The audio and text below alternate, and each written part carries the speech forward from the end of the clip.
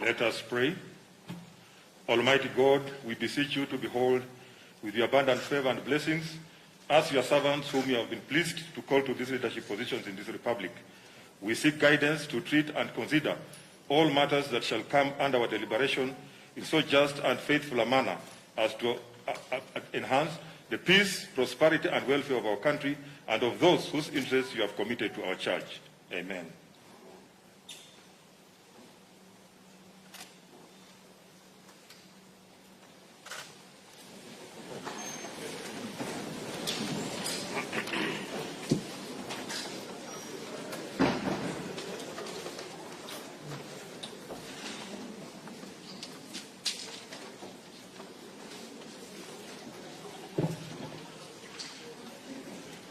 Your Excellency, Honorable Uhuru Kenyatta, President of the Republic of Kenya and Commander-in-Chief of the Kenya Defense Forces, the Right Honorable Speaker of the National Assembly, Honorable Justin Muturi, Honorable Members of Parliament, Article 1321B of the Constitution of Kenya requires the President to address a special sitting of the Parliament of Kenya once every year and at any other time.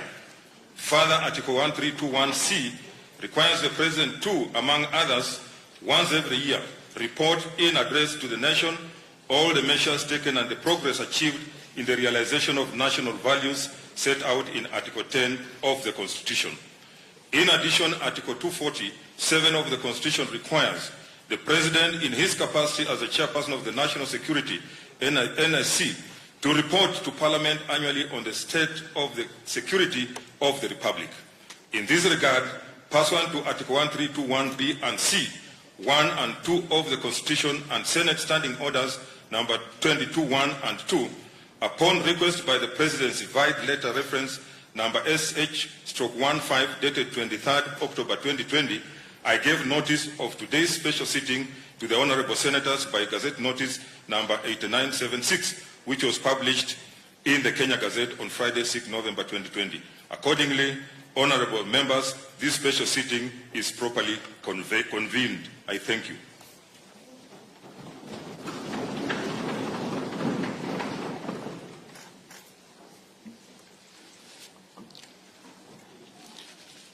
Your Excellency, the Honorable Uhuru Kenyatta, CGH, President of the Republic of Kenya and Commander-in-Chief of Kenya Defense Forces, Right Honorable Speaker of the Senate, Ken Saka, Honorable Members of Parliament,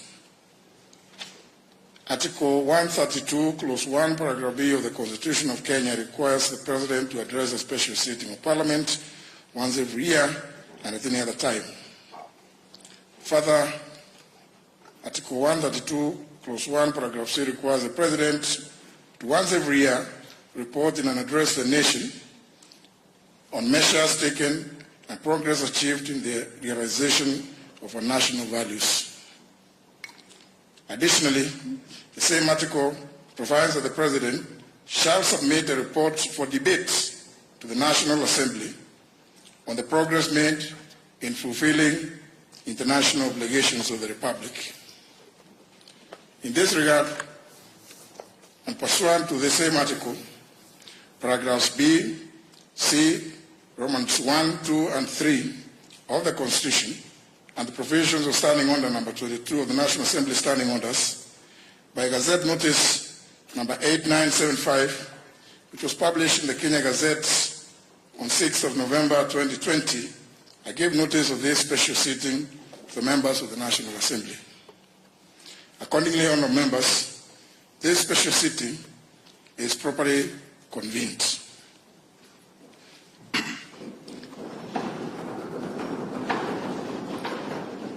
Your Excellency, allow me, in the usual parliamentary practice, to recognize some key invited guests with us here today.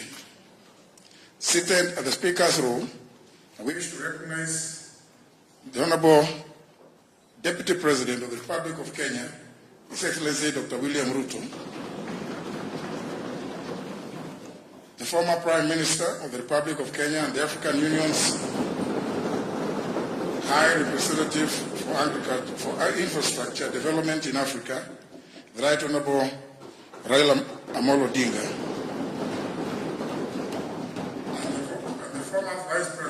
Justice of the Republic of Kenya, the Honorable Stephen Kalonzo Musyoka, and the Honorable Musalia Mudavadi. May I also accord special recognition to the following other distinguished guests seated at the Speaker's Gallery, being the Honorable Wycliffe Oparanya, AGH, the Governor of Kakamega County, and also the Chairperson of the Council of Governors, and the Honorable Mike Sonko, the Governor of Nairobi. They are all welcome to Parliament today. Your Excellency, I take notes and I'm grateful for your acceptance to preside over the launch of the Kiswahili version of the National Assembly Standing Orders after today's address. This is going to be the second major milestone towards the use of Kiswahili in parliamentary proceedings after the first one in 1974, which was undertaken following a directive to Parliament by the founding father, His Excellency Jomo Kenyatta. Towards this end, I'm grateful that our public universities partnered with us in making the translation of the English version of our standing orders into Kiswahili. Of particular mention in this regard, Your Excellency, is the University of Nairobi, represented here today by the Vice Chancellor, Professor Stephen Hitahi Kiama,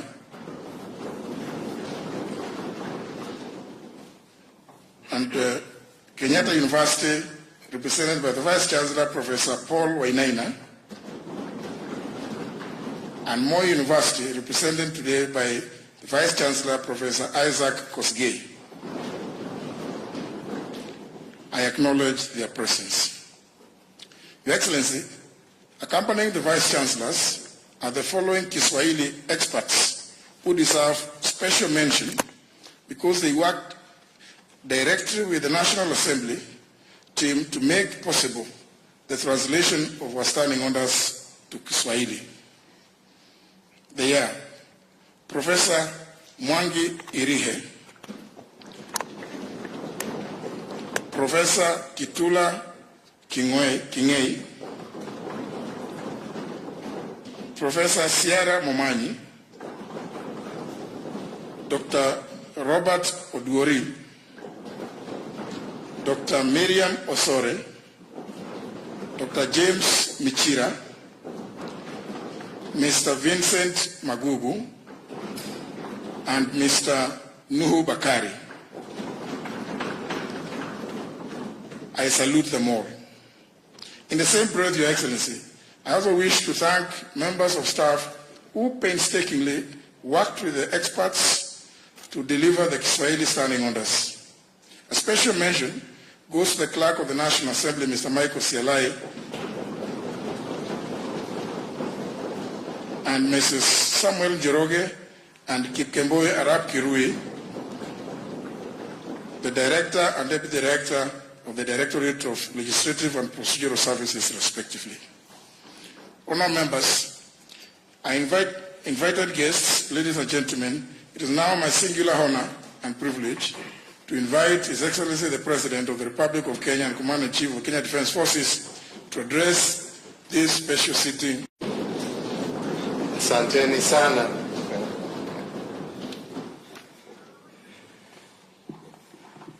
The speakers, or the Speaker of the National Assembly, the Speaker of the Senate, honorable members of Parliament, and all our distinguished guests, fellow Kenyans, it is my great pleasure today to join you as I report to the people of Kenya on the state of our nation. Indeed, I return to this esteemed chamber to deliver my 7th State of the Nation address in a house that I had the privilege for serving in for 11 years. 5 years on the opposition benches as the leader of the official opposition, and 6 years as a cabinet minister. Indeed, my mixed bag of fortunes while in this House affirms the possibility of our nation. Mr. Speaker and honourable members, as a reminder of our sacred duty to our beloved nation and in renewal of our solemn pledge to God and to one another, let us reflect on the following words. O God of all creation, bless this our land and nation. Justice be our shield and defender. May we dwell in unity, peace and liberty, and plenty be found within our borders. May the words of our national anthem inspire all of us to serve faithfully and with hearts filled with thanksgiving. Mr. Speaker, today as I deliver the State of the Nation address, I will also report on measures taken and the progress achieved in the realization of our national values in line with Article 132 of our Constitution. And finally, I will submit to the National Assembly a report on the progress made in fulfilling the international obligations of our Republic, as well as a report on the state of our national security. Mr. Speakers, I wish from the onset to assure you that the state of our nation is strong, resilient, and brimming with the promise of an even brighter tomorrow. I deliver this State of the Nation address in the midst of extraordinary global, economic, social, and health disruptions which have not spared us. These disruptions necessitated the rescheduling of this address for about 6 months. So before I embark on that solemn constitutional duty, I note with satisfaction the critical role Parliament has continued to play in facilitating and driving the realization of our national vision by appropriating resources and by oversighting the executive at both levels, the judiciary of our Republic. I particularly commend both houses for your superlative support for the measures sought by the executive with regard to the national emergency response to the coronavirus pandemic and for approval of all statutory instruments issued under the Public Health Act and the Public Order Act as part of the containment measures rolled out to stem the spread of this deadly disease. I also convey my gratitude to the National Assembly for the expeditious consideration of my nominees to various state offices, including ambassadors, high commissioners, and permanent representatives to Kenya's missions abroad. And I note with appreciation that our latest state nominee, being our nation's inaugural data commissioner, was also duly considered by the House. Asanteni sana. Mr. Speaker, sir, I am pleased to confirm to this House that the rollout of the unique personal identification number, Huduma number, with all its attendant benefits, is now fully on course. We are desirous of accelerating the implementation of our national transformative agenda. In this regard, I urge Parliament to prioritize the consideration of various seminal bills that are pending before the legislature, such as the National Aviation Management Bill, which once enacted will anchor the turnaround of the pride of Africa, our national carrier, Kenya Airways. Also before the House is the Statute Law Miscellaneous Amendments Bill, the Business Amendment Bill number 2 of 2020, and the proposed legislation on the administration of referenda and on enhancing governance and on deepening our anti-corruption efforts. Honourable members, as we ushered the third decade of the 21st century, we as a country were invaded by locusts threatening to disseminate our food baskets and the livelihood of millions of our farmers. In the far east part of the globe, a new disease, COVID-19, was emerging, devastating millions of people. The World Health Organization declared the COVID-19 outbreak a public health emergency of international concern on the 30th of January 2020, and further went on to declare it a pandemic on the 11th of March 2020. The COVID-19 pandemic has led to an unprecedented loss of life, global economic slowdown, the postponement of major cultural, religious, political, and sporting events, including the 2020 Olympic Games. It also led to the shutting down of borders and airspaces, the closure of institutions of learning, disruption of production and supply chains, a massive strain on health systems in every nation on earth, and tremendous pressure on individuals, families, communities, and entire nations.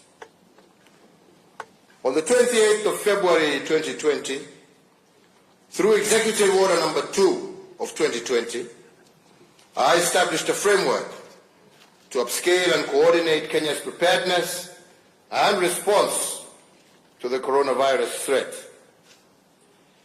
Kenya's first case of COVID-19 was confirmed on the 13th of March 2020. In the days and weeks that followed, my government put in place a series of public health measures to stem the spread of COVID-19.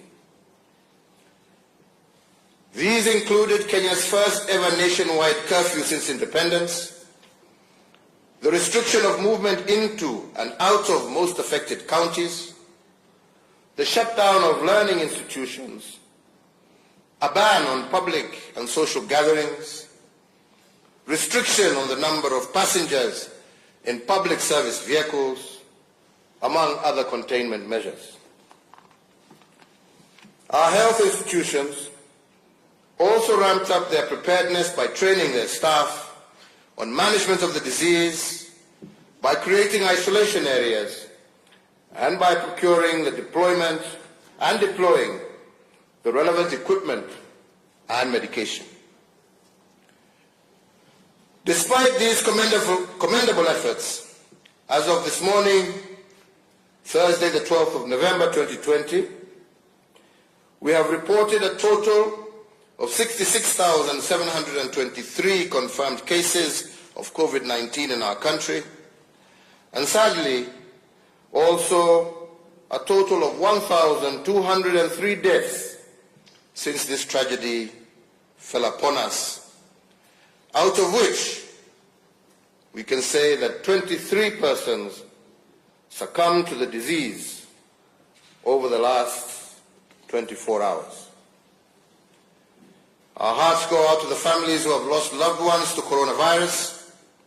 Our thoughts and prayers are with those who are undergoing isolation or treatment with respect to this disease, and we wish them a quick recovery, a quick and complete recovery.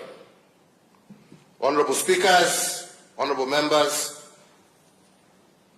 I would like at this juncture to request all of you to rise on your feet and join me in observing a minute of silence in honour of the memory of 1,289 Kenyans who have succumbed to this deadly disease.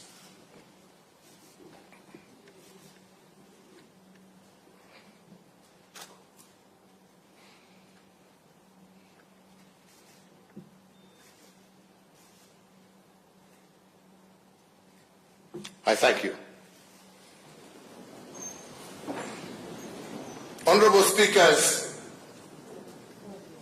it is my plea to this House and to all Kenyans that we must not succumb to COVID fatigue. We must not backtrack from our vigilant fight against this pandemic. And on our part, as leaders, our stamina for discipline must not diminish. If the people fall short of giving their best at this time, we, the leaders, have no option but to give our all. As I said recently, we must know the way, go the way, but also show the way. Mr. Speaker, we also once again honor and commend all our frontline health workers across the country, and we shall forever be grateful for their service under tremendous strain and challenging conditions. We also recognize and honor all other first responders, frontline staff, and essential workers who have selflessly gone above and beyond the call of duty and ensured that the Kenya flame continued to burn bright. The COVID-19 pandemic began against the backdrop of a steady economic growth rate of 5.4% in 2019. Our focus in implementing the Kenya Vision 2030 and its medium-term plan, dubbed the Big Four Agenda, has been bearing fruit. As a result, most of the major economic sectors evidenced impressive growth last year, including manufacturing, agriculture, tourism, and financial services. However, when it became apparent that the COVID-19 pandemic threatened to erode the significant economic gains we had made in 2019 and preceding years, on the 25th of March 2020, I did announce state interventions to cushion Kenyans against adverse economic effects of COVID-19 pandemic that warranted the national exchequer to forego taxes amounting to Kenya shillings 176 billion. These tax measures included the temporary suspension of the listing with the credit reference bureaus of any person, micro, small and medium enterprise, and corporate entities whose loan accounts had fallen overdue or was in arrears. 2, the immediate reduction of VAT from 16% to 14%. 3, 100% tax relief for all persons earning up to Kenya shillings 24,000. 4, reduction of pay as you earn from 30% to 25%. 5, reduction of corporation tax from 30% to 25%. Indeed, number 6, we did also instruct that all ministries were to pay approximately Kenya shillings 13 billion of verified pending bills so as to improve liquidity in the economy and ensure that businesses remained afloat by enhancing their cash flows, with the private sector also being encouraged to clear all outstanding payments owed within themselves. The Kenya Revenue Authority was directed to expedite the payment of all verified VAT refunds claims amounting to Kenya shillings 10 billion within 3 weeks, or in the alternative, allow the offsetting of withholding VAT in order to improve cash flows for businesses. Number 8, that Kenya shillings 6 billion from the Universal Health Coverage Kitty was to be immediately appropriated strictly towards supporting counties and the recruitment of additional health workers to support in the management of the spread of COVID-19. Number 9, the lowering of the central bank rate from 8.25% to 7.25%, so as to prompt commercial banks to lower interest rates applicable to their borrowers and thereby availing much needed affordable credit to micro, small, and medium enterprises across the country. Number 10, the lowering of the cash reserve ratio from 5.25% to 4.25%, so as to provide additional liquidity of Kenya shillings 35 billion to commercial banks in order to directly support borrowers that were distressed as a result of the economic effects of the COVID-19 pandemic. And number 11, that the Central Bank of Kenya was to provide flexibility to banks with regard to the requirements applicable to loan classification and provision of loans that were performing as of the 2nd of March 2020. In addition, my administration, with the support of Parliament, further initiated an 8-point economic stimulus program amounting to some 56.6 billion Kenya shillings. The major objective of the program was to return the economy to the growth trajectory it was on pre-corona by increasing demand for local goods and services, cushioning vulnerable Kenyans, securing household food security for the poor, and creating employment and incomes. More importantly, the program sought to enhance liquidity in support of the business sector, particularly micro and small enterprises. Accordingly, we set aside a further Kenya shillings 5 billion for the operationalization of the credit guarantee scheme. The recovery program also targets to revamp a broad spectrum of economic sectors by hiring 5,000 health workers and 11,000 interns, even as it supports our teachers as they continue to enhance the delivery of knowledge to our children. It further seeks to create 100,000 job opportunities for the youth, besides implementing a subsidized farm input scheme for vulnerable households, and parts of the resource allocated will be utilized on the ongoing fabrication of 250,000 school desks crafted by local artisans. Mr. Speakers, despite the very difficult times that we have faced as a nation, our people have remained resilient. In the face of tremendous economic challenges and the health crisis we are facing, the majority of us have truly been our brother's keeper. Not only have we stood with our family members and friends going through hard times, we have also acted responsibly by following the laid down public health directive. But fellow Kenyans, we are yet to get out of the woods, and so I urge all Kenyans to keep doing that which is honorable and right. As a nation, we will overcome and thereafter soar to even greater heights.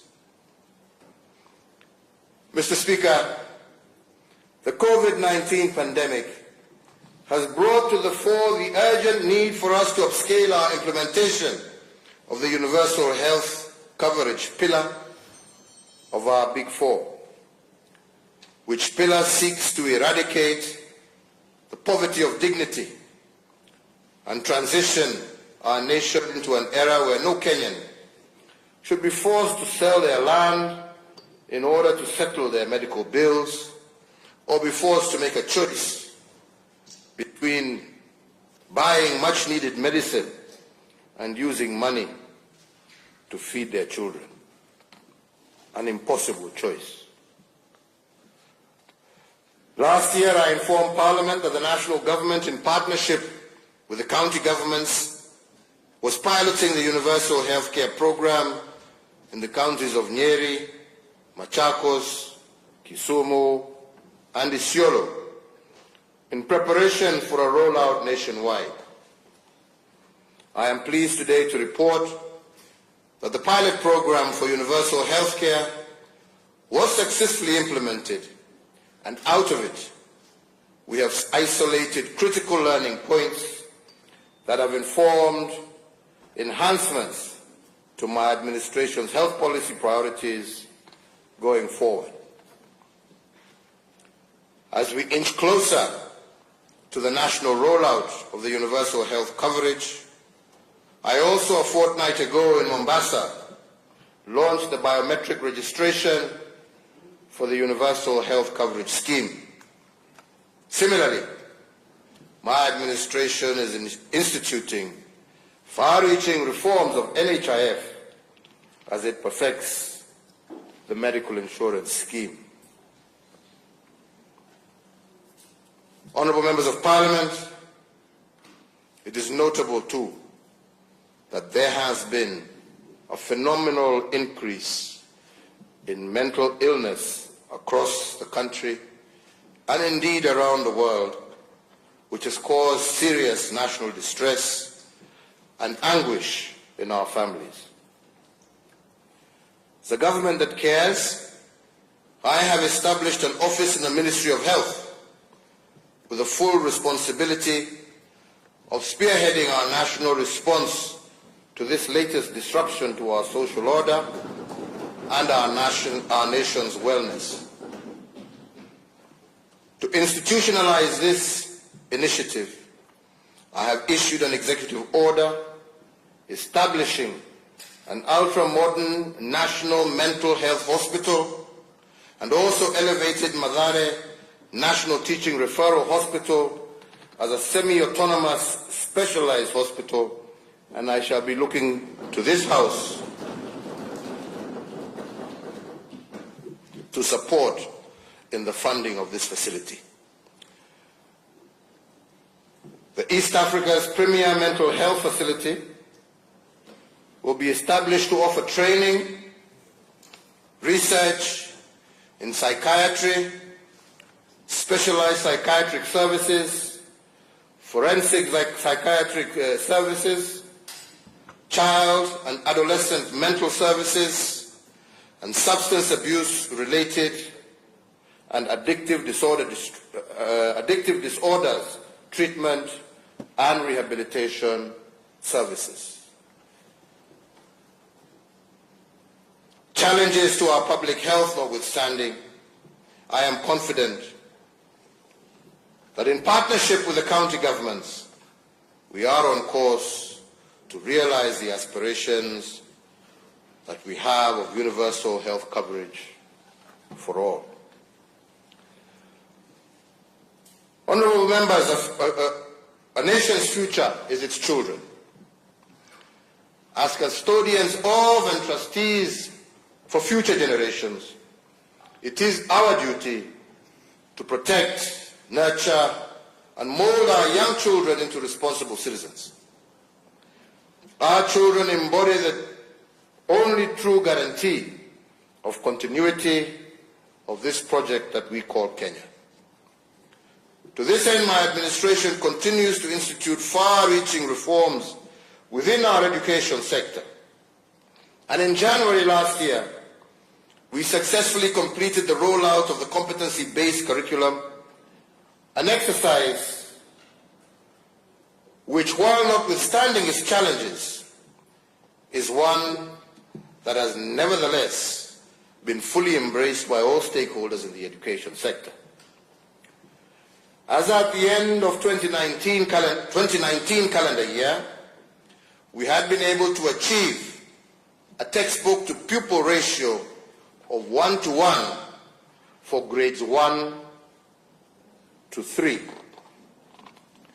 I assure this distinguished sitting that the journey to replace the 844 system with a new fit-for-purpose curricula is well underway, and refinements are being undertaken in the course of implementation.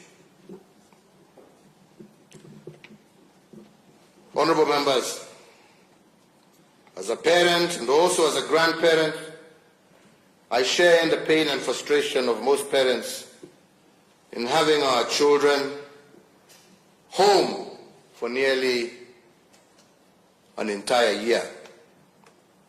However, as a responsible government, we put the health and safety of the children as the paramount consideration. The gradual and phased reopening of schools that began with the examination classes is being carefully monitored at all levels so as to ensure that our young Kenyans are safe and secure as they continue preparing for their national examinations. The Ministry of Education will, within 14 days of the date hereof, announce the 2021 academic calendar, with all other classes expected to resume learning in January of 2021. Still on the subject of our basic education, I made a commitment to the nation during my last State of the Nation address that no child should be left behind, meaning that no child be denied their right to access education. I am pleased to report to this House that for the second year we have been able to achieve a transition rate of 100% from primary to secondary schools. And even as we prepare to reopen schools, I once again reiterate that no child will be left behind, even those who unfortunately have transitioned into being young parents. Honorable Speaker, we must say that in the face of these undoubtedly impressive gains, we must guard against resting on our laurels. The next frontier in the quest to providing education for all is to improve our education in Kenya by enhancing quality of education, both in terms of physical structure as well as content. It is evident that our public day and boarding secondary school infrastructure is overstretched. As a result, our students are suffering congestion in both classes and dormitories. These challenges, however real, must not stop us from pursuing what we know to be the right thing for our children. Rather, they should act as motivation for us to work even harder. Through a combination of interventions, both policy and financial, involving the Ministry of Education, county governments, and members of the National Assembly, through the National Government Constituency Development Fund, we shall have the necessary resources to address the infrastructure gap to our education sector conclusively within the next 24 months. In this regard, I therefore appeal to members of the National Assembly that the use of funds under your oversight should be used primarily to respond to the immediate and short-term needs of our learners. Currently, there is an urgent need for construction and equipping of more dormitories, classes, and other amenities to further facilitate ease of learning for our children. Indeed, conscious of the fact that significant financial resources will be deployed towards the construction of at least 12,500 new classrooms and related school facilities. And in that regard, the Ministry of Education and the Ministry of Transport, Infrastructure, Housing and Urban Development have been instructed that by the 1st of December 2020 to issue a new set of building guidelines for school infrastructure that allows the use of appropriate and cost-effective building technologies suited to the varied geographies of our nation. The intervention of these guidelines will achieve transparent and standardized bills of quantity that will guarantee value for taxpayer money. For every shilling that we put into school infrastructure, we must seek to obtain more classes built to acceptable standards.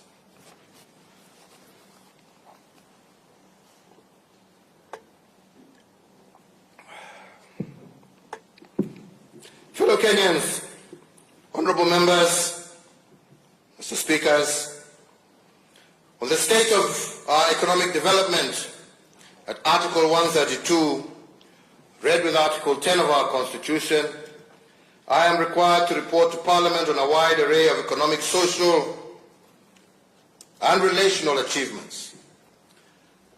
I call the sum total of these achievements our economic development. Honourable members, economic development is not about intentions and activities. It is about results. It is not about the volume of what we did.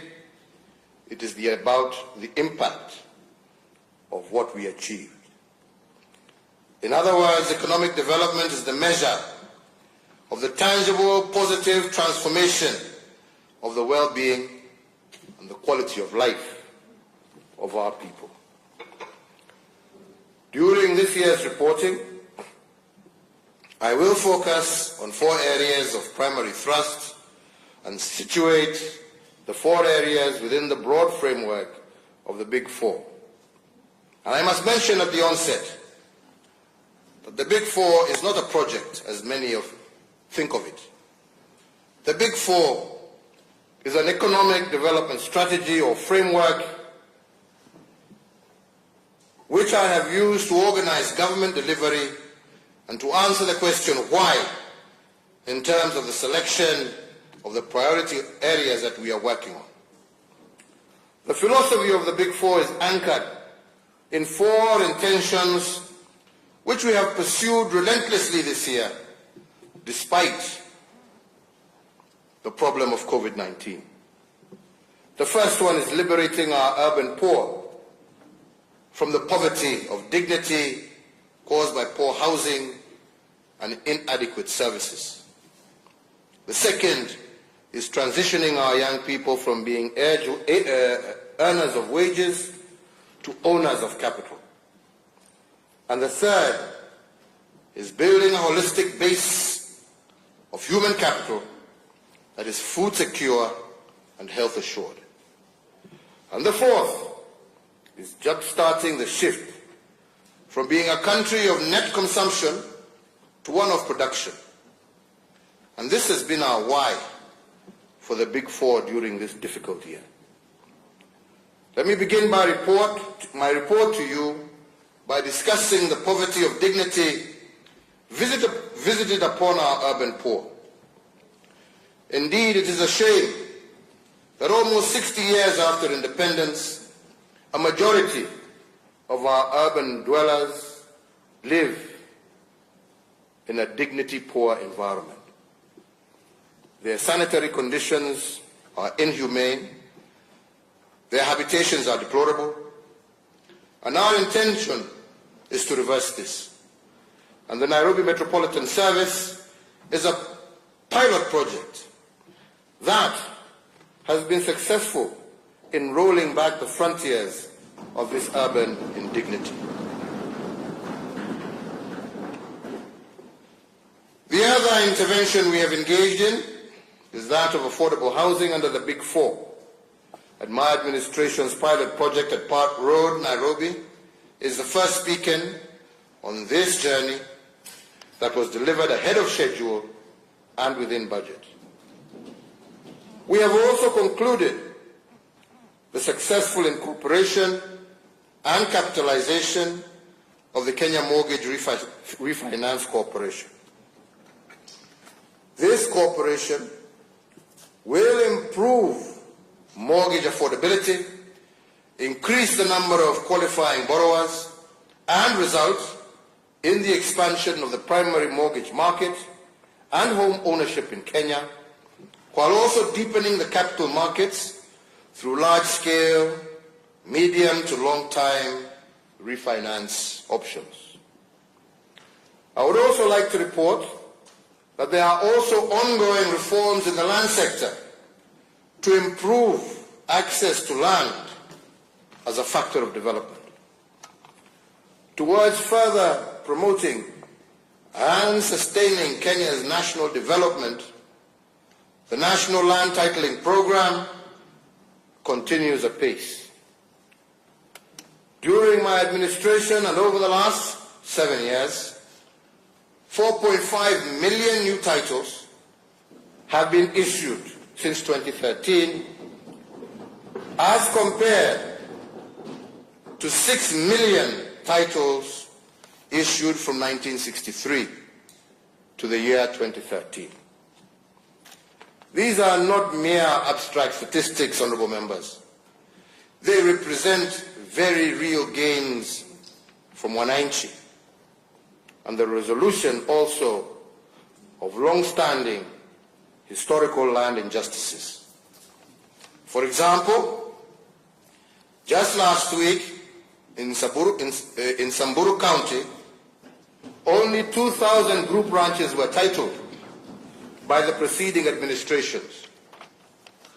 But up to early this month, my government has issued over 10,000 new titles in Samburu County, and by January of next year, we are on course to have issued a further 15,000 title deeds. Honorable members, just over a month ago, I also issued a further 2,000 titles here in Embakasi Ranching in Nairobi, whose combined value to the owners is approximately 6 billion Kenya shillings in the hands of our people today. So, honorable members, to restore fully the sanctity of title, we are also digitizing all the land records across the Republic. This national endeavor is anchored under the National Land Information Management System, and the system is designed to enhance security of land records, improve accessibility, and also dramatically reduce the cost of land transactions. I call on all stakeholders, and in particular the Law Society of Kenya, to embrace and support this positive transformation that removes land information management in Kenya from its current 19th century system and standards to those that are more appropriate to the 21st century. Other reforms in this sector include the formulation of the Sectional Properties Bill to bring legal clarity to the ownership of sectional properties. The bill is in its final stages before introduction to this esteemed House. My prayer to you, honorable members, is that we may pass this bill that will allow millions of Kenyans access mortgage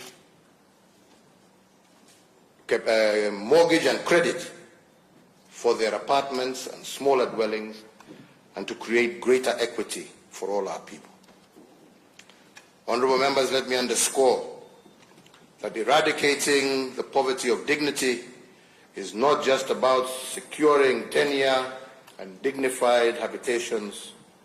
The poverty of youth dignity is also one of the areas that we have focused on.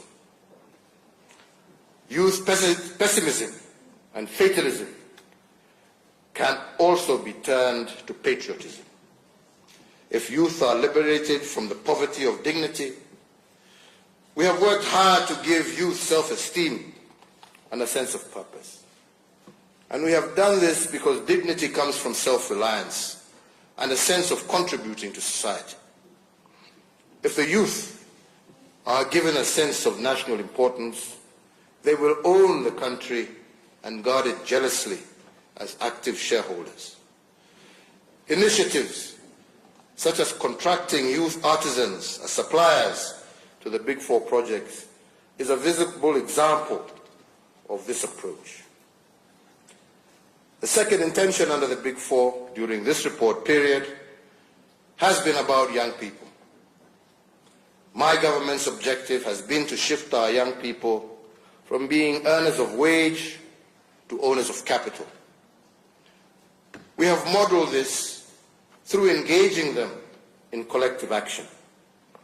As we seek to grow our industries and create jobs in the manufacturing sector, we must of necessity have the manpower with requisite skills to match the needs of industry. Majority of the skills required are with respect to blue-collar jobs.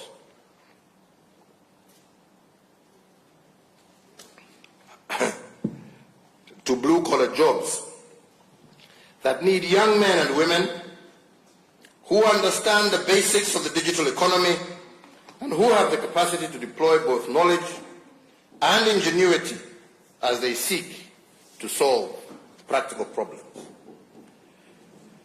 It has taken considerable effort on the part of my administration to educate both parents and young people that there is a viable education pathway for Form 4 leavers who do not achieve the necessary grades to pursue university programs. This pathway is anchored in the technical and vocational training program. Today I'm proud to report that we have so far enrolled 430,598 students in 182 technical and vocational training colleges across the country. The curricula for these institutions has been developed in partnership with industry stakeholders in varied sectors of our economy, ranging from the automotive industry, oil and gas, maritime and shipping, to agro-processing. We are also collaborating closely with technology partners to develop curricula for basic digital skills to allow our young people to take advantage of opportunities within the digital economy. Indeed, barely a month ago, I launched a border scheme meant to bring together 1.4 million riders in that sector who actively support 5.2 million families across the country.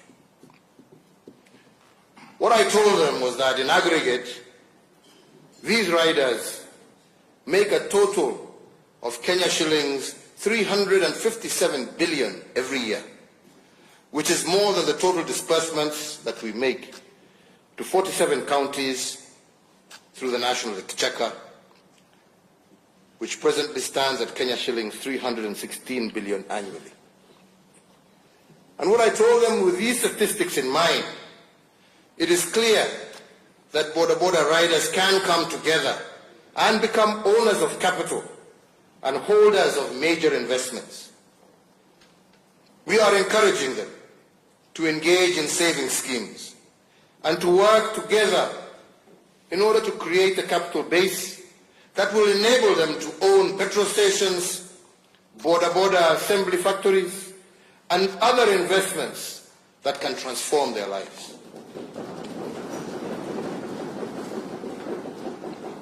Shifting our youth to become owners of capital also requires us to develop productive capabilities that move from the rudimentary to the complex operations. This is partly why we have revived Rivertex as a producer of textiles and a consumer of locally produced cotton. This is in line with the agricultural transformation strategy that obliges the growth of new strains of biotechnical cotton as a key area of opportunity for Kenyan farmers.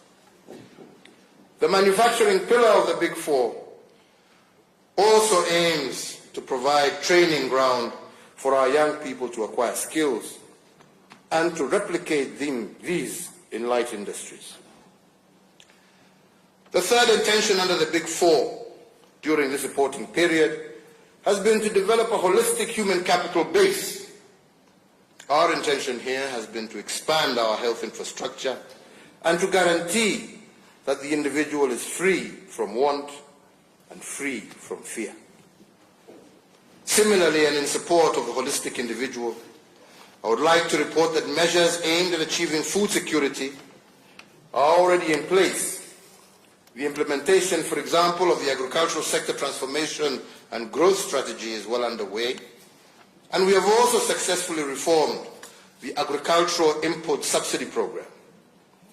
If we can achieve this intention of developing a holistic human capital base, then we will increase our national productivity and enhance our economic development.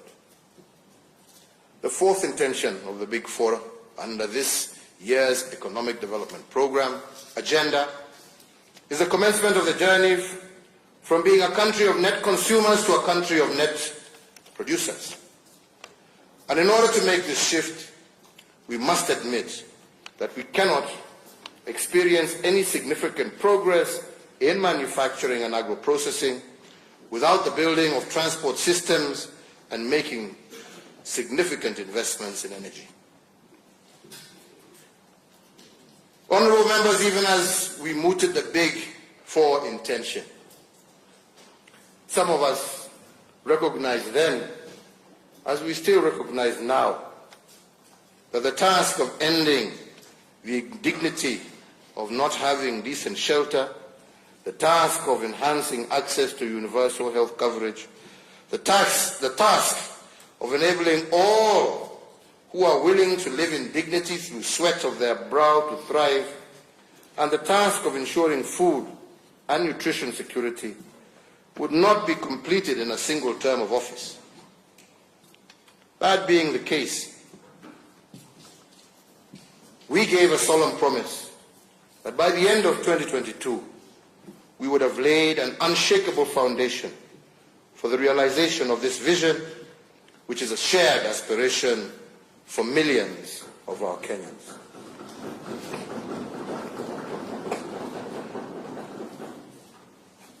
As an enabler to the Big Four agenda, my government will continue to roll out seminal programs in response to the needs of businesses, both large and small. We are continuously enhancing the ease of doing business and creating an enabling environment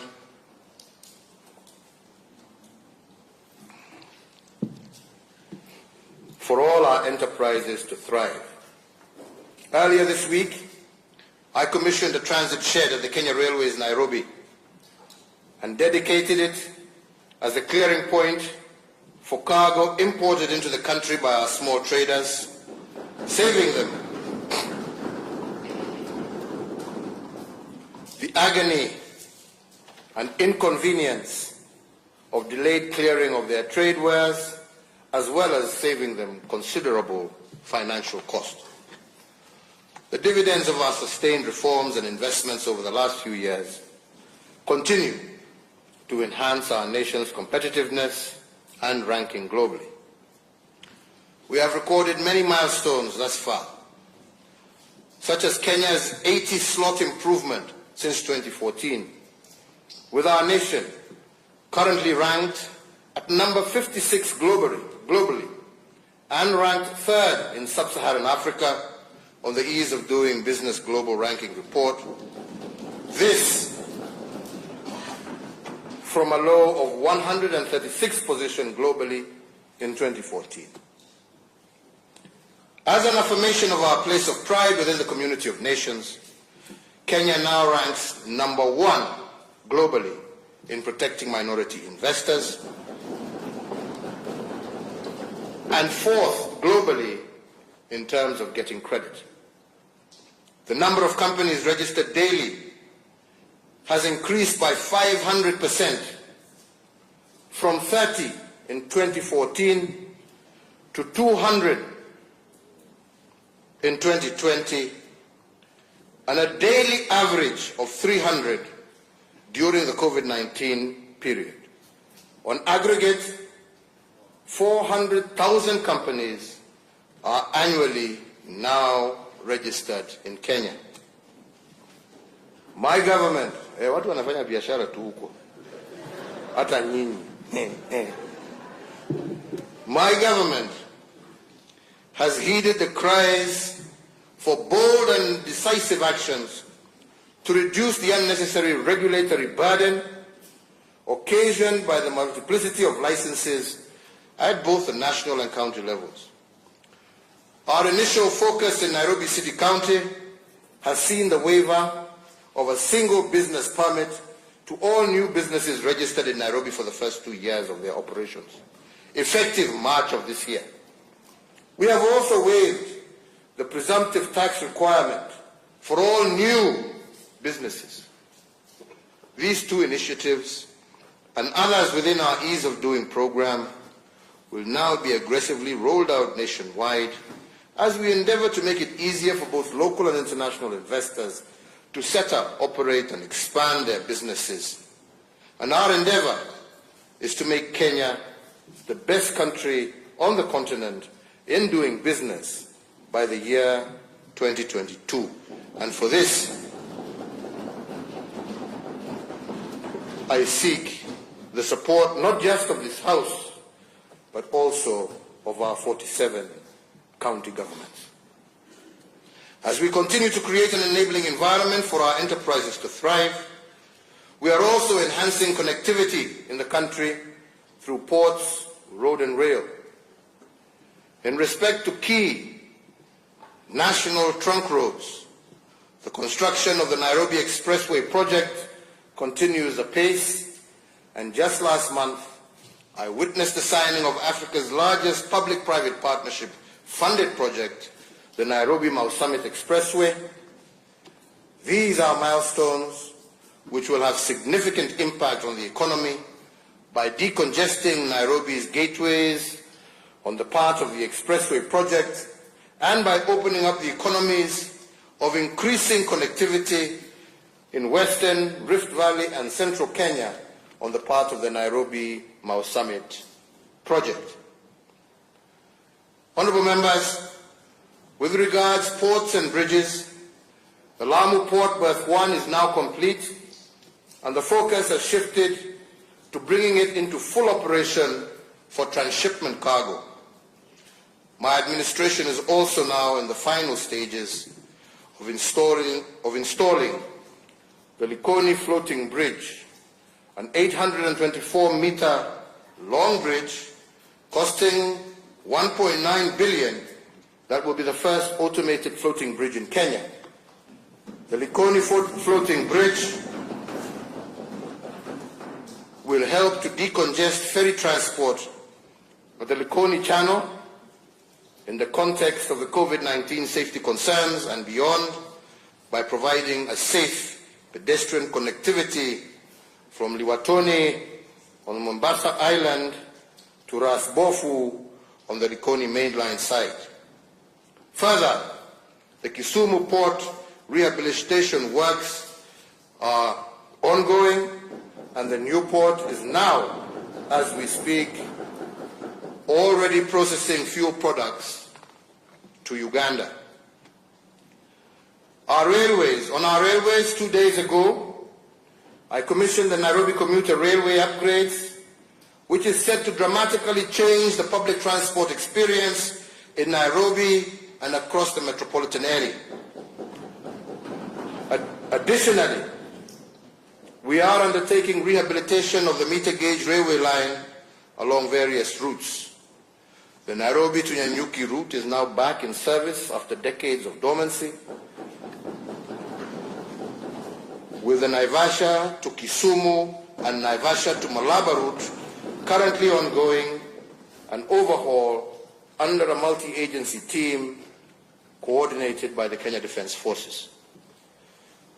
With regard to the energy sector, the last mile connectivity program crossed the 7.2 million household connections mark that the country is proceeding well towards our aspiration of 100% universal electricity access by 2022. We have also completed a national geospatial mapping exercise that has allowed us to catalogue the wealth of our natural resources. It will also enable us to improve the management and use of land, the essential but finite resource that we share as a nation. To protect all these undertakings, honourable members, I am required to submit a report on the state of our national security pursuant to Article 240 of our Constitution. Honourable members, the state of our national security is strong. Our homeland is secure from the varied threats against it. For this, and on behalf of all Kenyans, and as the Commander-in-Chief, I give thanks and praise to the brave men and women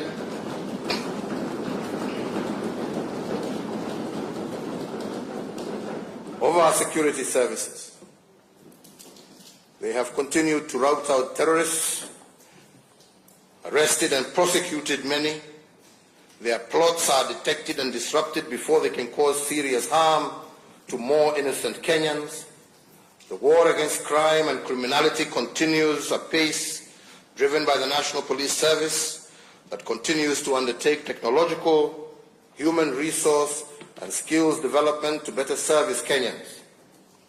And while we celebrate the state of our national security, we must also recognize that our region is increasingly unstable. We are witnessing the escalating conflicts being caused by ethnicized and regionalized competition for political power. As has always been the case, we, as a country, are working hard to support peace and reconciliation processes where they are needed the most. We seek to export our peace and pragmatism to our region, knowing that success in our region will further secure our nation. Honourable members, we must always remember that the wages of bad politics is the people's suffering and ruin.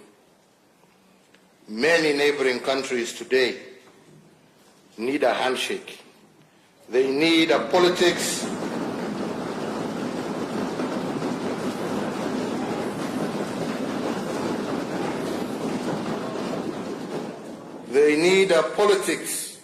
in which competition is not turned into enmity and war.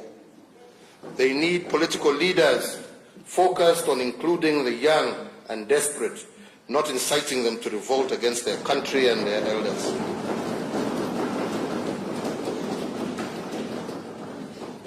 We have learned as Kenyans that elections alone cannot bring peace and unity to a divided people.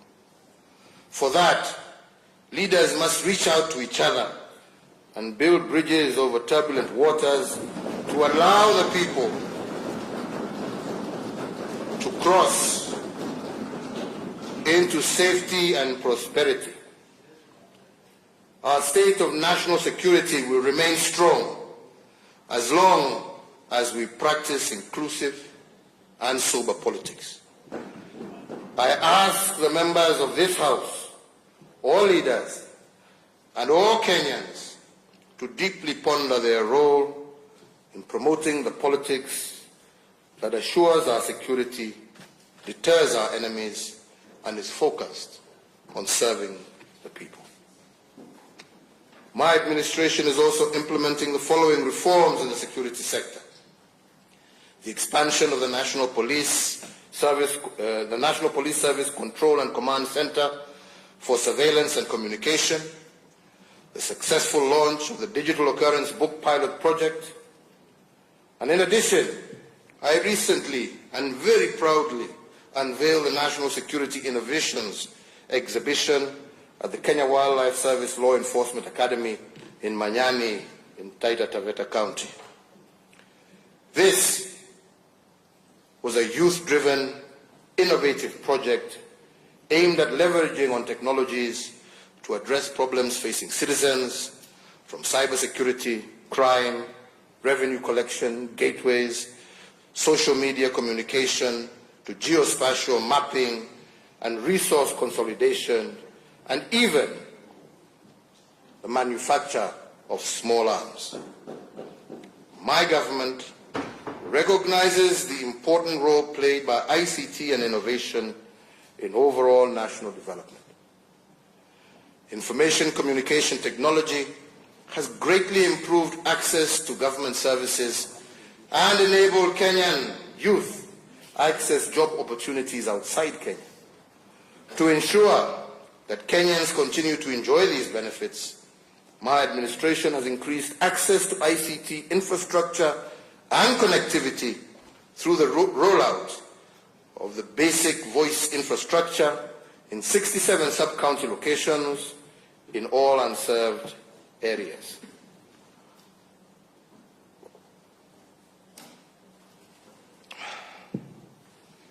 To improve access to information and e-government services, my administration has also established 135 constituency innovation hubs across the country. Honorable Speakers, as part of my functions as President, I am also requested to submit a report for debate in the National Assembly on the progress made in fulfilling the international obligations of the Republic. At the end of this address, I will indeed submit this report to this House. However, some of the key achievements of that report are worth mentioning in this State of the Nation address. As we relentlessly pursue our national development agenda, we remain alive to the fact that as a respected member of the community of nations, we have obligations on the regional, continental, and global stages. We are also acutely aware that the modern world is one where a myriad of transnational, traditional as well as emerging security and ecological challenges pose grave threats to national security and development within our own borders. That said, we also do not lose sight of the tremendous opportunities available regionally, continentally, and globally for Kenya to deepen our shared prosperity. The East African community remains Kenya's foremost trade and investment priority, and we want to see even a further deepening of the integration processes within the EAC. Our people will reap the benefits of shared prosperity, and I look forward to working closely with all our neighbors to increase our exports within the East African community. And I am happy to note that indeed, in 2019, our exports to the East African community jumped to a 6-year high. As we join the ranks with our brothers within the African continent, in March of 2018, Kenya and Ghana were the first countries to not only sign but also to ratify the landmark agreement creating the African Continental Free Trade Area. And once again, honorable members, I thank you for your support in making that happen. This agreement brings the 54 African nations under one common market with a population of 1.2 billion and a combined gross domestic product of more than $3 trillion US. Indeed, as a champion of Africa's integration, I am elated that this agreement has officially entered into force and became operational on the 1st of July of this year. Honourable members, Kenya is also enjoying greater diplomatic goodwill and a deeper international friendship than at any other time in our history. We are engaging with the United Kingdom to evolve an arrangement that will guarantee us continued access to the United Kingdom market following their exit from the European Union. Similarly, we are proactively consulting with the United States of America for a solution that will ensure Kenya's continued access to the United States market beyond 2025, when the Africa Growth and Opportunity Act comes to an end without the need for the PAC's further renewal. Apart from deepening our cooperation with our traditional partners, we have also sought to unveil new frontiers for mutually beneficial cooperation with countries in Eastern Europe, the Asia-Pacific region, as well as the Caribbean. I am pleased to report to this House that last year Kenya assumed the presidency of the Organization of African and Caribbean and Pacific States for the period of 2019 to 2023. Based on our strong conviction that we should leverage on our rich experience and leadership to articulate Africa's issue in the global arena, we offered also our candidature for the non-permanent seat at the United Nations Security Council for the period 2021-2022. We obtained the overwhelming endorsement by the African Union, which was reaffirmed during the 33rd Ordinary Session of the Assembly of Heads of State and Government that took place in Addis Ababa in February of 2020.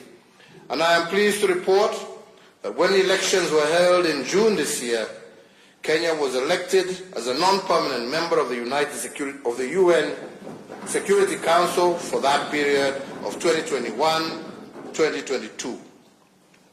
Being a member of the most influential body of the United Nations gives Kenya an opportunity to play a more significant role in the pursuit of peace and security. And I wish to thank the African Union for its support, as well as the many friendly nations across the world who voted for us, for this is indeed a big win for Kenya and Africa. Honourable members, I will conclude my remarks today by touching on the deliberate steps that we have taken to place Kenya on a path to a greater national unity, inclusivity, peace, and reconciliation. In March of 2018, the former Prime Minister, the Right Honourable Raila Amolo Odinga, and I launched the Building Bridges to a New Kenyan Nation initiative.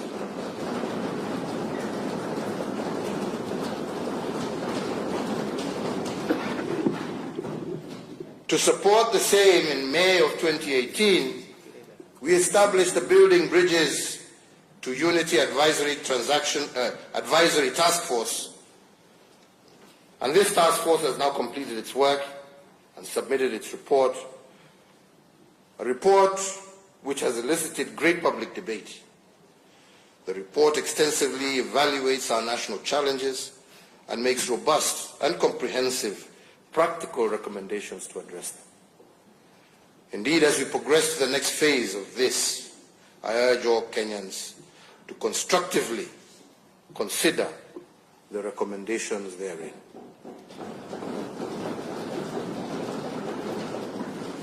More importantly, let us continue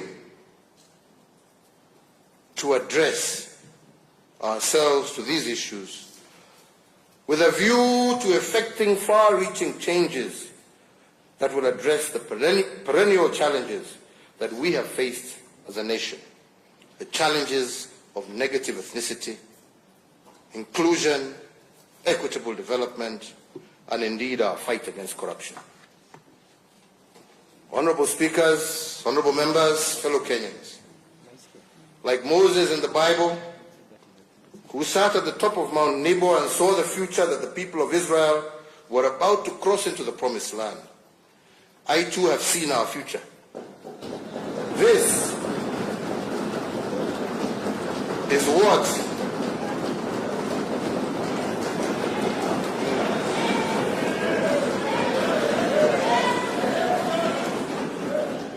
fellow Kenyans, is what our future looks like. A Kenya where no one will ascend to a high public office on account of their tribe. A Kenya where no capable person will wallow in poverty because of poor governance. A Kenya where our potential as a people will be exploited for the greatness of our nation.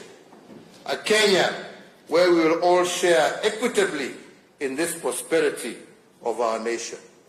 I believe our future is bright. I believe the